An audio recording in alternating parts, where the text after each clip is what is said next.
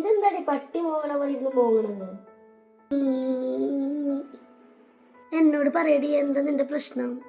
എടി ഇങ്ങോട്ട് നോക്കി, ഇടി ഇവിടെ പൂച്ചയ്ക്ക് പട്ടിക്ക് എന്നിട്ട് പാമ്പിന് വരെ സബ്സ്ക്രൈബേഴ്സ് ഉണ്ട്. ലൈക്കും കമന്റും മൊത്തം ചാകരയാണ്. ഞാനിവിടെ കഷ്ടപ്പെട്ട് വ്ളോഗ് എടുത്തിട്ടുണ്ട്.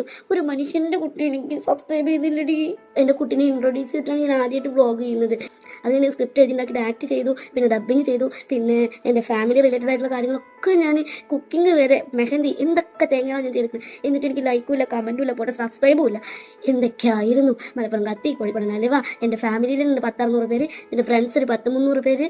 അതിനൊക്കെ പുറമെ ഞാൻ അവിടെ ഇവിടെ വെച്ച് പരിചയപ്പെട്ട് വാദൂരാതെ സംസാരിച്ചിട്ട് പരിചയപ്പെട്ട കുറേ നല്ല മനുഷ്യരുണ്ട്. അവരൊക്കെ കൂടെ സബ്സ്ക്രൈബ് ചെയ്താൽ തന്നെ എനിക്ക് 10,000 അപ്പുറം കടക്കും. പിന്നെ ബാക്കി വ്യൂവേഴ്സിന്റെ ചാനൽ കണ്ടിട്ട് ഇഷ്ടപ്പെട്ടിട്ട് അങ്ങനെ സബ്സ്ക്രൈബ് ചെയ്യും. അങ്ങനെ എന്തൊക്കെ സ്വപ്നങ്ങളായിരുന്നു. ഓ അങ്ങനെയാണ്. എങ്കിൽ ഞാൻ കുറച്ച് പൊടിക്കായി പറഞ്ഞുതരാം.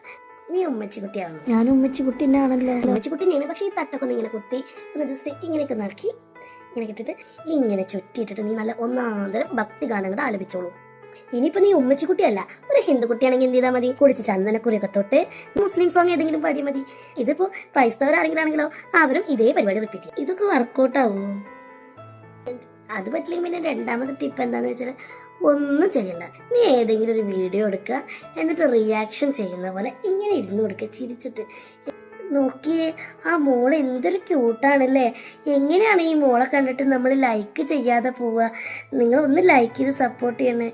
തടി അനങ്ങാതെ വേറൊരാളുടെ വീഡിയോ കണ്ടിട്ട് നമുക്ക് റീച്ച് ഉണ്ടാക്കാം. നിനക്ക് റീച്ച് കിട്ടിയാ പോരെ? ഒന്നും ശരിയല്ല, നീ വേറെ എന്തെങ്കിലും ഐഡിയ പറ. എൻ്റെ അടുത്ത് ഇനിയിപ്പോ ടിപ്പായിട്ട് അത്ര വലിയ സംഭവങ്ങളൊന്നുമില്ല. ഒറ്റപ്പെടാൻ സ്ട്രാറ്റജി എടുക്കുക.